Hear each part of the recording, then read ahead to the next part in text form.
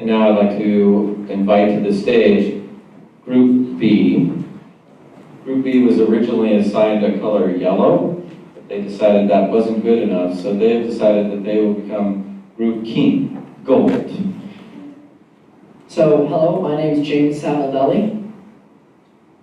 My name is Moe from Keio High School in Japan. I'm Aileen Dominguez from Bronx High School of Science, New York. And Sean Nakada from Senior High School at Komaga, University of Tsukuba. So today we're going to talk to you about the Big Easy. We're going to talk to you about New Orleans. New Orleans has an extremely vibrant culture. It's the birthplace of jazz. It is the largest Mardi Gras festivals in the world. And as a result, all of the solutions that we have, we need to preserve this vibrant culture. So we took inspiration from the two Japanese cultures of Kenyo and Yugen. Kenyo is the idea that things can serve a dual purpose. You can have something that does two things at the same time. And because of New Orleans' vibrant culture, we needed to create solutions that were not going to affect this. And Yugen is inner beauty. This sort of goes along with the same idea, and we needed to preserve New Orleans' inner beauty, which it certainly has a lot of. New Orleans is extremely disaster prone. It's located in the Gulf of Mexico. It's surrounded by waters. There's Mississippi River to the west, there's Lake to the north, and of course there's the Gulf to the south. And it has wetlands, which are basically like swamps to the south. However, these wetlands are slowly getting eroded. Every hour, New Orleans loses one football field of these wetlands. And so in order to explain what disasters this causes and how we're going to deal with them, I turn it over to Aileen. Aileen? Right, so as James explained, the culture of New Orleans is one that's extremely diverse and eccentric, but it's also one commonly hit by natural disasters. But just like a Japanese Daruma doll, after it falls, it stands right back up. What we want to do is preserve that natural beauty, that feel of New Orleans, but also prevent the Daruma doll from falling in the first place. And how we plan on doing that is introducing houseboats. The houseboats will work off of buoyancy as they do now, but what will make them a part of a smart community 20 years down the road is that they'll be moored or anchored to a pier using carbon nanotubes. Carbon nanotubes right now are the strongest form of nanotechnology that's out there. However, being so, they're also the most rigid or stiff. What we want to do in those 20 years is work towards having carbon nanotechnology that can preserve that strength or increase it if possible, but mainly focus on increasing the flexibility so that the houseboats can move with the hurricanes or with the floods in order to prevent hurricane damage. And of course, the houseboats will preserve that New Orleans feel. They'll be based off of shotgun houses. They're a very popular form of houses in New Orleans. And a community of houseboats really shows off that Yugen sense.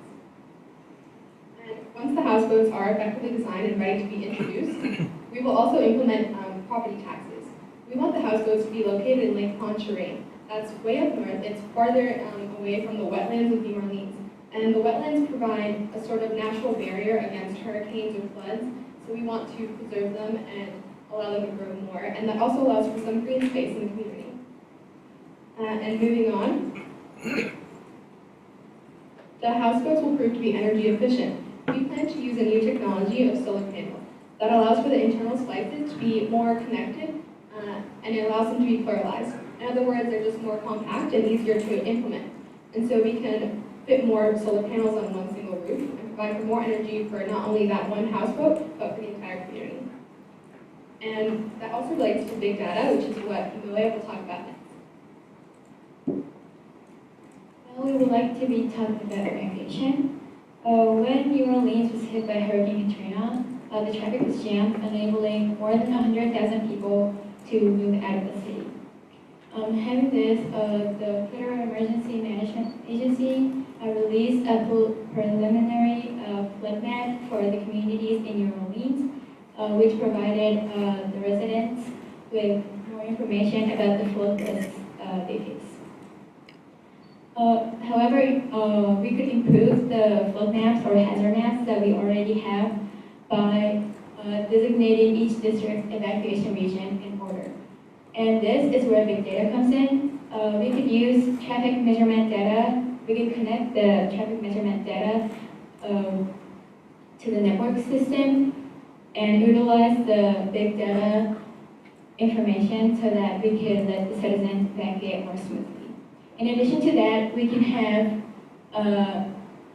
advertising posters and store signs replaced with convertible screens. And what I mean by convertible screens is that they can show information needed for evacuation before a hurricane hits. So commonly it shows store signs, but before hurricane it works as a screen for providing information. And by this we could deliver the information from big data efficiently, and also this is taking in the idea of Kenyo, which is one of our themes in this project. So next, James will be talking about how New Orleans will recover after the hurricane hits. Thank you. So basically what we want to do is create a solution where we're going to use something as simple as city buses to save lives. What we're going to do is first, we're going to make them the most energy efficient buses in the world. We're going to use solar panels on the roofs, and we're going to use high energy batteries, SCIB batteries, which are currently being developed by Toshiba, which would charge more than 100% faster than conventional batteries, and in the future might recharge faster than you can pump diesel into a bus. So with this and hydrogen fuel cells, we are going to load these buses down, and they're going to have so much power that what they will be able to do is provide emergency power for medical purposes. We're going to create mobile medical facilities. On board these buses, we're going to take out the seats before the hurricane hits, and we're going to put in medical facilities so that operations can be performed in areas where they wouldn't have been able to be performed otherwise. The other thing we're going to do is we're going to send fleets of these buses to areas without power and critical areas such as food banks, emergency rooms, hospitals, and kitchens, and we're going to allow these facilities to be powered by the energy stored on these buses. So we're going to be routing the energy from the buses to these facilities.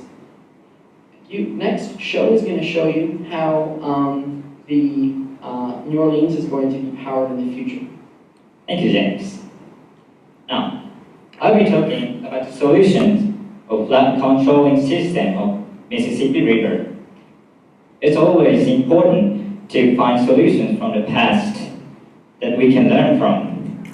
Now, here's one solution that, here's one modern and historical idea to make flood resilient society possible. So, please look at the picture. This is a flood controlling system called Seiyu, which was invented by the Japanese feudal lord Takeda Shingen about 500 years ago. Seiyu can be translated in English literally to be holy cow. There are 4 key advantages in holy cow. First of all, it disperses the flow of flood and slows down. Second, at the same time, it accumulates soil in front of it, so the floods will slow down even more. Third, as a modern idea, we'll attach a small hydroelectric generator and storage battery to it so that we can use it instead for a while when a big disaster comes and power supply cuts. Finally, it provides shelter for creatures underwater and doesn't contaminate the water. It means it's also an eco-friendly method. So this is for multi-purpose. The conception of Kenyo is here. Overall, the theme behind smart community of New Orleans are Yugen and Kenyo.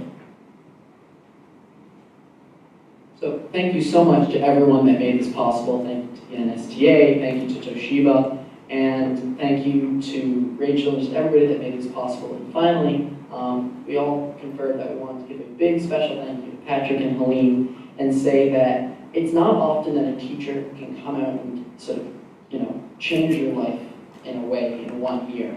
And you guys were able to do that in 1 week for all of us. So I think we all want to give you a big thank you and a round of applause. Thank you very much. Thank you.